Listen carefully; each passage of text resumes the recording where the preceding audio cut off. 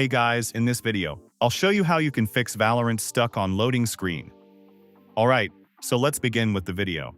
First of all, locate the Valorant game shortcut on your desktop, right-click on it, and open up its properties. Inside this pop-up, click on this Run drop-down menu and select Minimize from inside it.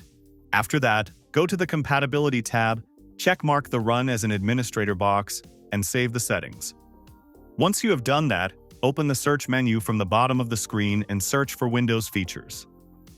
Now, open this program and make sure that the Hyper-V feature is disabled.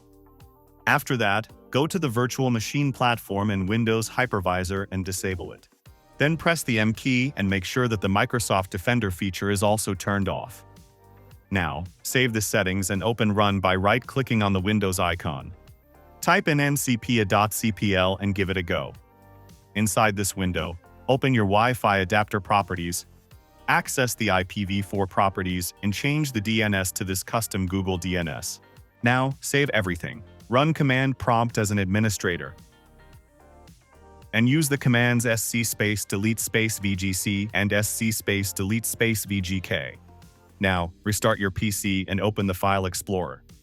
After that, go to Program Files and delete the Riot Vanguard folder inside it. So that's basically how you can fix Valorant stuck on loading screen. So that's all for this video. Consider subscribing if you find it helpful, and I'll catch you in the next one. Thanks.